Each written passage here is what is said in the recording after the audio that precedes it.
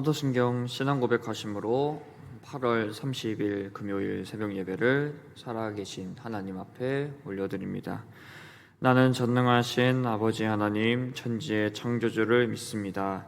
나는 그의 유일하신 아들 우리 주 예수 그리스도를 믿습니다.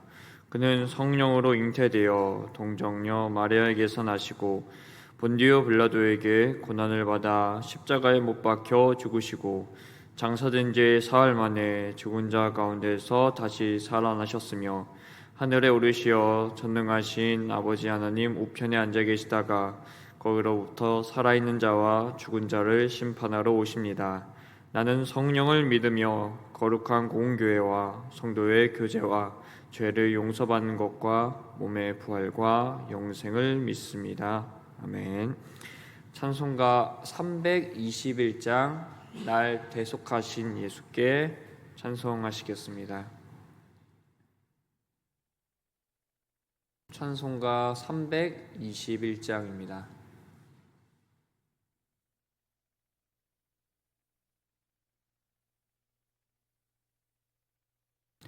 날 대속하신 예수께 내 생명 모두 드리니 늘 진실하게 하소서. 내 구주 예수여 나 구주 위해 살리라. 내 기쁨 한량 없으리. 내 갈 길 인도하소서. 내 구주 예수여 날 구원하신 예수를 일평생 의지하오니 날 영접하여 주소서. 내 구주 예수여 나 구주 위해 살리라. 내 기쁨 한량 없으리. 내 갈 길 인도하소서. 내 구주 예수여 주 십자가에 달리사 날 자유하게 했으니 내 몸과 마음을 주 위에 다 쓰게 하소서. 나 구주 위해 살리라. 내 기쁨 한량 없으리. 내 갈 길 인도하소서. 내 구주 예수여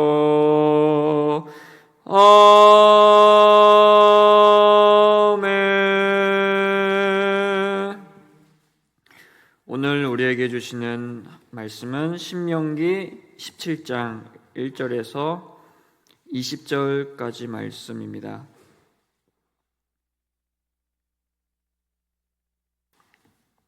신명기 17장 1절에서 20절까지 말씀입니다.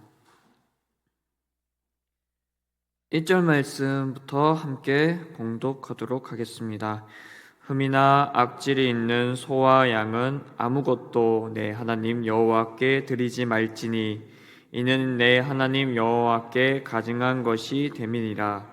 내 하나님 여호와께서 내게 주시는 어느 성중에서든지 너희 가운데 어떤 남자나 여자가 내 하나님 여호와의 목전에 악을 행하여 그 언약을 어기고 가서 다른 신들을 섬겨 그것에 절하며 내가 명령하지 아니한 1월 성신에게 절한다 하자. 그것이 내게 알려짐으로 내가 듣거든 자세히 조사해 볼지니 만일 그 일과 만일 확실하여 이스라엘 중에 이런 가증한 일을 행함이 있으면 너는 그 악을 행한 남자나 여자를 내 성문으로 끌어내고 그 남자나 여자를 돌로 쳐 죽이되 죽일 자를 두 사람이나 세 사람의 증언으로 죽일 것이요 한 사람의 증언으로는 죽이지 말 것이며 이런 자를 죽이기 위하여는 증인이 먼저 그에게 손을 댄 후에 무 백성이 손을 댈지니라. 너는 이와 같이 하여 너희 중에서 악을 제할지니라. 내 성중에서 서로 피를 흘렸거나 다투었거나 구타하였거나 서로 간에 고소하여 내가 판결하기 어려운 일이 생기거든 너는 일어나 내 하나님 여호와께서 택하실 곳으로 올라가서 레위 사람 제사장과 당시 재판장에게 나아가서 물으라. 그리하면 그들이 어떻게 판결할지를 내게 가르치리니 여호와께서 택하신 곳에서 그들이 내게 보이는 판결의 뜻대로 내가 행하되 그들이 내게 가르치는 대로 삼가 행할 것이니 곧 그들이 내게 가르치는 율법의 뜻대로 그들이 내게 말하는 판결대로 행할 것이요 그들이 내게 보이는 판결을 어겨 좌로나 우로나 치우치지 말 것이니라. 사람이 만일 무법하게 행하고 내 하나님 여호와 앞에서 서서 섬기는 제사장이나 재판장에게 듣지 아니하거든 그 사람을 죽여 이스라엘 중에서 악을 제하여 버리라.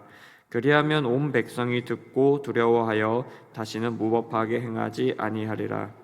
내가 내 하나님 여호와께서 내게 주시는 땅에 이르러 그 땅을 차지하고 거주할 때 만일 우리도 우리 주위의 모든 민족들 같이 우리 위에 왕을 세워야 하겠다는 생각이 나거든 반드시 내 하나님 여호와께서 택하신 자를 내 위에 왕으로 세울 것이며 내 위에 왕을 세우려면 내 형제 중에서 한 사람을 할 것이요 내 형제 아닌 타국인을 내 위에 세우지 말 것이며 그는 병마를 많이 두지 말 것이요 병마를 많이 얻으려고 그 백성을 애굽으로 돌아가게 하지 말 것이니 이는 여호와께서 너희에게 이르시기를 너희가 이후에는 그 길로 다시 돌아가지 말 것이라 하셨음이며 그에게 아내를 많이 두어 그의 마음이 미혹되게 하지 말 것이며 자기를 위하여 은금을 많이 쌓지 말 것이니라.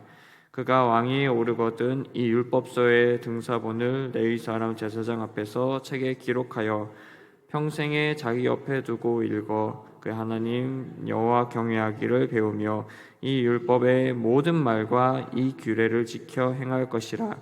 그리하면 그의 마음이 그의 형제 위에 교만하지 아니하고 이 명령에서 떠나 좌로나 우로나 치우치지 아니하리니 이스라엘 중에서 그와 그의 자손이 왕위에 있는 날이 장구하리라. 아멘. 오늘 본문 말씀을 보시면 하나님께 드리는 예물에 대한 규례 그리고 우상 숭배 금지에 대한 내용, 재판 절차와 재판 하는 판결 권위에 대한 규례, 마지막으로 왕을 세울 때 왕을 될 만한 자격과 그 의무에 대해서 지금 말씀하고 있습니다. 말씀을 묵상을 하다 보면 권리와 힘, 즉 권력에 대해서 생각을 하게 되는데요. 공동체를 구성하기 위해서는 공동체 간의 갈등을 풀기 위한 판결 기구가 있어야 할 것이고 또한 백성을 다스리는 힘, 그 힘을 위임받은 왕이 있어야 할 겁니다. 보통 사람들은 이 권력의 출처를 공동체 간의 합의를 통해서 만들어진다고 생각을 합니다. 하지만 오늘 본문 말씀을 보시면요, 이 모든 권력의 출처가 하나님으로부터 나온다라는 것을 우리가 볼 수 있습니다. 그래서 이 권력에 대한 그 내용을, 그 규례들을 하나님께서 정하셨다는 것을 보게 되는데요. 그래서 너희들이 알아서 권력에 대한 규례를 만들라라고 하나님께서 하신 게 아니라 하나님께서 직접 이 권력에 대한 규례를 정하시고 이대로 지키라고 명시하셨습니다. 하나님의 백성 공동체는요, 하나님을 구주로 인정하고 하나님으로부터 위임받은 그 권력을 통하여 백성을 이제 운영을 해 나가야 합니다. 오늘 본문 말씀은 인본주의적인 그런 권력이 가득 찬 그 세상을 우리가 살아가고 있는 이런 권력이 판치고 있는 오늘날을 돌아보게 하는 말씀이라고 우리가 볼 수 있습니다. 오늘 본문 말씀을 보시면요, 공동체를 다스릴 수 있는 그 권한이 사람에게 위임받은 것이 아니라 하나님으로부터 위임받았다라는 사실을 우리가 알 수 있는데요. 말씀 8절에서 13절을 보시면 이 재판에 대한 규례에 대해서 말씀을 하고 있습니다. 서로 간에 피를 흘리는 이 구타 사건, 이 구타로 인한 사건들이 발생하여 이 판결이 어려울 때 하나님 여호와께서 택하실 곳, 즉 중앙 법정으로 가서 이 제사장과 재판장에게 판결을 받으라라고 말씀하고 있습니다. 단순한 말싸움이 아니죠. 상대방을 해야 하는 폭력 사건이기 때문에 굉장히 중대한 사건입니다. 특히나 쌍방 간의 그 의견에 조금 차이가 있고 또 의견이 다르다면 시시비비를 가르는 일은 무척이나 어려울 겁니다. 그래서 사안이 중대한 만큼 이 말씀에서는 이 문제를 가지고 중앙법정으로 가가지고 판결을 받으라라고 말씀을 하는 거죠. 여기서 지켜야 할 규례가 있는데요. 바로 이 사건의 당사자들은 판결에 대해서 절대적으로 복종하라는 겁니다. 왜 절대적으로 복종을 해야 했을까요? 판결에 대해서 억울하면 의의를 제기를 할 수도 있잖아요. 이의를 제기를 할 수도 있는데 이조차 금하고 있다는 것을 보게 됩니다. 중앙법정의 판결에 이 사건 당사자들이 절대적으로 그 판결에 대해서 복종을 해야 하는 이유는요, 바로 판결의 근거가 하나님께서 주신 그 율법에 근거했기 때문입니다. 제사장과 재판장의 개인적인 생각으로 판결을 내린 것이 아니라 하나님의 율법에 근거해서 판결을 내렸습니다. 이 율법은 곧 하나님의 뜻이죠. 그래서 하나님께서 주신 율법에 근거하여 판결했기 때문에 판결의 결과는 절대적이었고, 이 부분에서 사람을 판결할 수 있는 그 권리의 근거가 하나님으로부터 나왔다라는 것을 알 수가 있습니다. 그런데 이 판결에 대해서 불복하는 사람은 분명히 있었겠죠. 그런데 오늘 본문 말씀을 보면요, 이 중앙법정에서 판결한 이 내용을 가지고 이 불복한 사람이 있다고 한다면 이 사람을 죽이라고 명시하고 있습니다. 왜냐하면 하나님의 율법을 가지고 이 판결한 내용에 대해서 받아들이지 못한다고 한다면 이는 하나님에 대한 그 권위에 대한 도전으로 보여졌기 때문입니다. 그래서 이런 사람은 하나님의 백성으로서 자격이 없고 하나님께 도전하는 모습을 통하여 공동체 간에 그런 사람들 간에 어떤 타락하는 그런 모습을 보여줄 수 있었기 때문에 사형에 처하라고 이 말씀을 하는 거죠. 그래서 말씀을 통해서 이스라엘 공동체 내에 이 사람을 판결할 수 있는 권리의 출처가 하나님으로부터 나왔다는 것을 우리가 알 수가 있습니다. 그리고 백성을 다스릴 수 있는 그 힘도 하나님으로부터 나왔다라는 것을 알 수가 있는데요. 14절에서 20절은 앞으로 도입하게 될 왕정 제도에 대한 그 규례에 대해서 말씀을 하고 있습니다. 어떤 공동체에서 백성을 다스릴 왕을 선출할 때에는 아무 사람이나 선정을 해가지고 왕을 세우지 않죠. 여러 가지 조건을 봅니다. 그래서 외형적인 조건 혹은 내면적인 조건을 다 따져가지고 보게 되는데요. 왜냐하면 이렇게 까다롭게 조건을 따지는 이유가 백성을 다스릴 수 있는 막강한 이 권력, 힘이 위임되기 때문이죠. 그래서 힘이 없는 사람보다는 힘이 있는 사람을 선호할 것이고, 그리고 배움이 적은 사람보다는 배움이 많고 명철한 사람을 후보로 올릴 것이고, 그리고 우유부단한 사람보다는 결단력이 있고 리더십이 있는 그런 사람을 왕의 후보로 선택을 보통 하죠. 그런데 하나님께서 명하신 이 왕이 될 사람의 조건은 유의 모습과는 조금 차이가 있습니다. 세상이 인정하는 사람이 아니라 바로 하나님께서 보시기에 합당한 그런 사람이 왕이 되기를 하나님께서는 바라셨습니다. 그래서 이 가나안 땅에 정착한 후에 이 왕이 필요할 때 앞으로 왕이 될 사람에 대한 그 조건에 대해서 하나님께서 구체적으로 말씀하셨는데요. 먼저 15절을 보시면 하나님께서 택하신 자를 왕으로 세우라고 말씀합니다. 권력에 대한 출처가 사람이 아니라 하나님으로부터 나온다라는 것을 분명하게 말씀하셨습니다. 그래서 앞으로 권력을 위임받은 왕은 하나님께 아주 절대적으로 복종해야 한다는 것을 이 본문을 통해서도 확인을 할 수가 있고요. 그리고 15절 후반부를 보시면 타국인이 아닌 외국인이 아닌 이스라엘 공동체 내에 있는 자를 왕으로 뽑으라라고 이 말씀을 합니다. 이것은 어찌 보면 인종 차별에 대한 내용으로 들릴 수 있겠지만 이렇게 정하신 이유는요. 이스라엘 공동체 문화를 잘 아는 자, 즉 하나님을 섬길 줄 알며 이를 토대로 공동체를 이제 이끌어 가야 하기 때문에 우상 숭배에 노출된 이방인을 왕으로 세워서는 안 된다라는 거죠.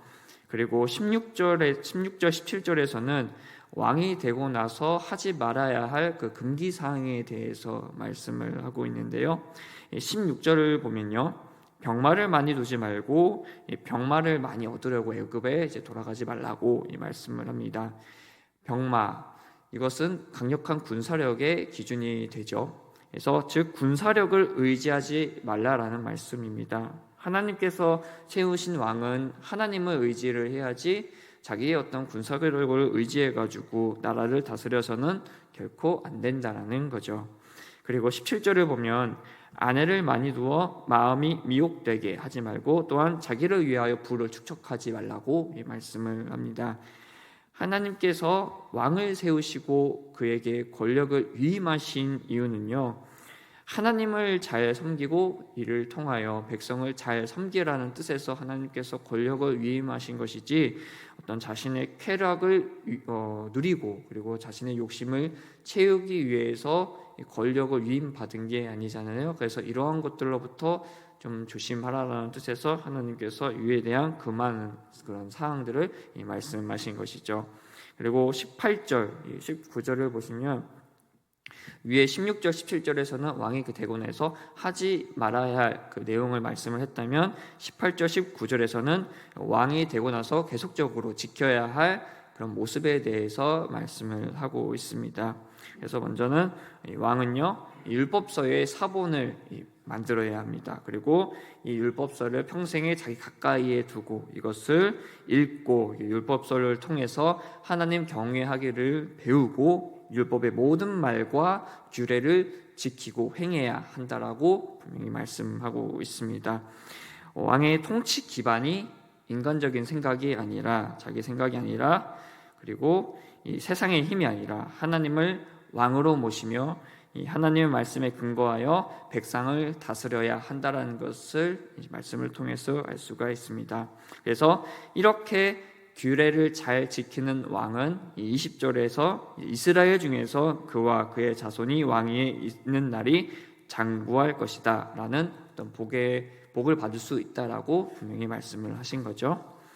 판결에 대한 권리 그리고 왕이라는 그 권력의 출처가 하나님으로부터 나온다라는 것을 본문 말씀을 통해서 우리가 봤는데요. 정리해 보면요. 백성을 다스리는데 가장 중요한 것은 바로 하나님을 경외할 줄 아는 것이 먼저가 되어야 한다라는 거죠. 그래서 1절을 보시면 하나님께 예물을 드릴 때에도 흠이나 악질이 있는 예물은 하나님께 드리지 말라고 말씀을 하는데 하나님께 가증한 것들을 드리는 행위는 결코 하나님을 경외하는 모습이라고 말할 수 없겠죠. 그리고 하나님을 경외하는 데 있어서 하나님을 대체할 수 있는 요소가 있다라는 것은요 정말 큰 악이라고 말을 할 수 있겠는데요. 하나님을 대체하는 요소를 우리는 우상 숭배라고 말을 합니다. 하나님을 나의 왕으로 모시는 것이 바로 이스라엘 공동체의 정체성이잖아요. 그런데 이 우상을 나의 왕으로 모신다라는 것은 이 정체성을 부인하는 행위이죠. 현재 이스라엘 공동체가 있는 이 이방의 땅은 바로 우상 숭배가 만연한 장소였는데, 그래서 우상 숭배를 아주 철저하게 제거할 필요가 있었습니다. 오늘 본문 말씀 2절에서 7절을 보시면 우상 숭배자에 대한 아주 강력한 처벌에 대해서 말씀을 하고 있습니다. 우상 숭배를 한 자가 발각이 되면 이를 철저하게 조사를 하고, 이 우상 숭배를 봤다, 이 사람이 우상 숭배를 한 것을 내가 봤다라는 그런 증언이 한 사람의 증언이 아니라 두 세 사람의 어떤 증언이 확보가 되면 이 사람이 이제 우상 숭배를 했다라는 것이 확정이 되었기 때문에 이 사람을 성문으로 끌어내서 돌로 쳐 죽이라고 지금 명시를 하고 있습니다. 하나님을 이 왕으로 모셔야 하는 이 이스라엘 공동체에 이런 우상 숭배하는 가증한 모습이 있다고 한다면, 권력의 출처도 이 가증한 악에서 나오기 때문에 공동체는 악으로 인하여 멸망을 하게 될 거죠. 오늘 본문 말씀을 통하여 이스라엘 공동체 내 권력의 출처가 하나님으로부터 나온다는 것을 보게 되었고, 또한 공동체를 이루고 공동체를 다스리는 시작은 바로 하나님을 경외하는 것으로부터 시작된다는 것을 오늘 본문 말씀을 통해서 보게 되었습니다. 오늘날을 보면요, 자기의 유익을 위하여 힘을 남용하는 사람들이 있고, 좌로나 우로나 치우쳐가지고 그릇되게 판결하여 정의를 잃어버린 모습이 나타나고, 그리고 하나님을 경외하는 모습은 사라진 채 가증한 악에 따라 살아가는 그 공동체를 우리는 보게 됩니다. 어찌 보면 오늘의 말씀이 지금 이 시대에 꼭 적용되어야 하는 말씀이지 않나 생각이 듭니다.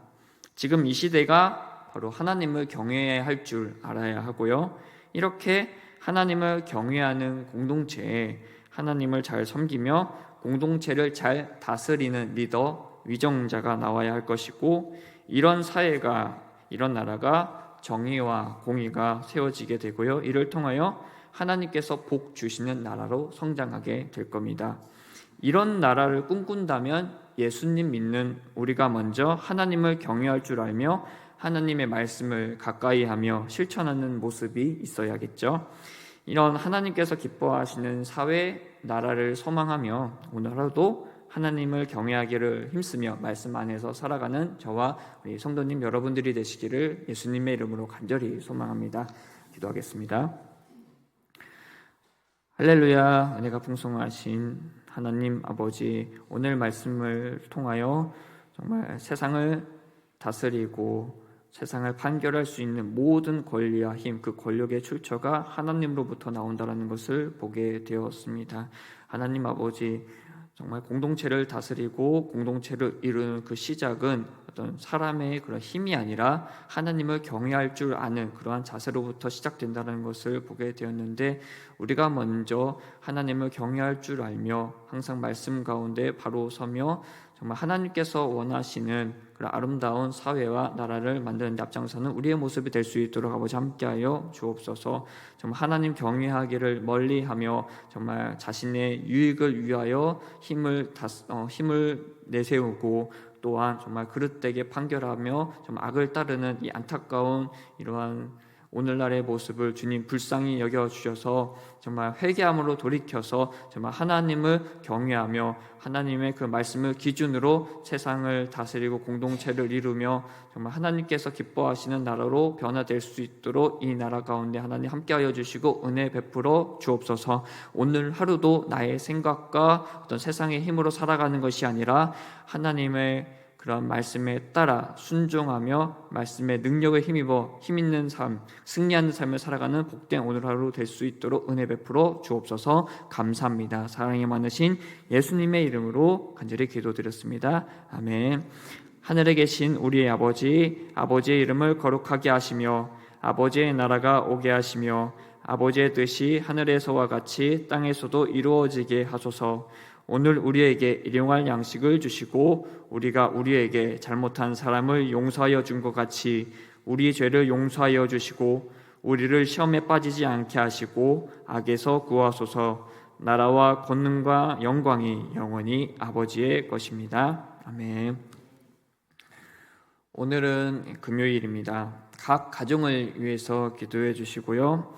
오늘 하루도 주님께서 베풀어 주시는 그 은혜로 승리하는 하루 되시기를 간절히 소망합니다. 함께 개인 기도 하시다가 돌아가시겠습니다. 함께 기도하겠습니다. 주여